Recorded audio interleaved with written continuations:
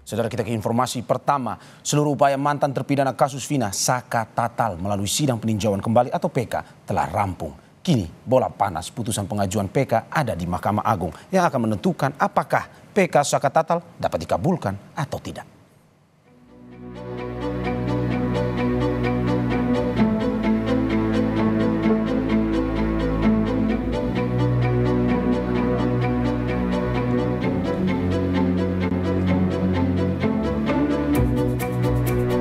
Sidang peninjauan kembali kasus Vina Cirebon yang diajukan Saka Tatal telah rampung seluruhnya dengan menghadirkan saksi fakta dan ahli. Mulai dari ahli pidana hingga mantan Kabar Eskrim Polri. Pada Kamis kemarin, ahli pidana dari Universitas Islam Indonesia Muzakir memaparkan keruwetan dalam pembuktian diawali pada proses awal penyelidikan kasus. Penyebab kematian harus diserahkan pada kedokteran forensik untuk membuka alasan kematian. Namun, dalam persidangan terungkap bahwa hakim memutus ada 2 penyebab kematian korban. Yang di splitting itu, yang satu mengatakan dicelurit, yang satu mengatakan retak. Itu 2 hal pembukti yang berbeda. Nah, oleh sebab itu kalau dia mengatakan bahwa itu adalah motif pembunuhan berencana, itu agak sulit untuk bisa diterima. Karena apa? Ya, karena perbuatannya tadi bisa kemungkinan terjadi akibat kematian, bisa juga tidak. Kalau namanya perbuatan rencana pembunuhan berencana itu pasti tujuannya satu, mematikan orang. Sementara mantan Kabar Eskrim Susno Duaji yang dihadirkan sebagai saksi ahli pada Rabu lalu meyakini hasil penyidikan Polres Cirebon sudah benar bahwa penyebab kematian Vina dan Eki murni kecelakaan lalu lintas, bukan pembunuhan.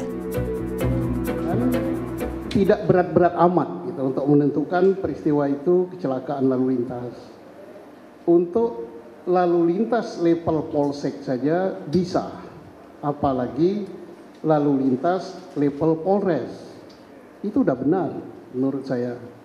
Dan saya melihat foto-foto yang ada, kemudian saya melihat dan membaca berkas yang ada untuk pembunuhan di Cirebon yang sudah mempunyai kekuatan hukum tetap, saya tidak melihat itu ada peristiwanya.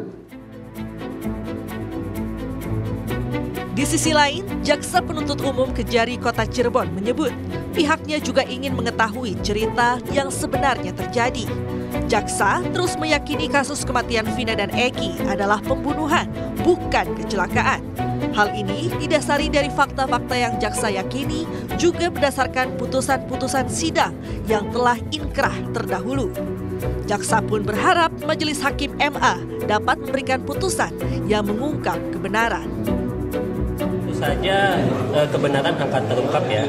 Tentu saja kami juga ingin tahu ceritanya seperti apa sesungguhnya, tetapi sesuai dengan fakta-fakta yang kami yakini sampai sejauh ini, kami tetap berkeyakinan bahwa kejadian ini adalah kejadian pembunuhan, bukan kejadian kecelakaan lalu lintas tunggal seperti yang disampaikan oleh pemohon PK. Seperti itu. Apakah tetap menolak 10 novum yang diajukan oleh pemohon selama perjalanan sidang ini atau seperti apa? Ya, karena pemohon itu mengajukan novum terkait adalah peristiwa kecelakaan lalu lintas. Tentu saja kami harus menolak hal tersebut karena kami tetap sampai saat ini berkeyakinan bahwa peristiwa itu adalah peristiwa pembunuhan dan bukan peristiwa kecelakaan lalu lintas seperti yang disampaikan oleh pemohon.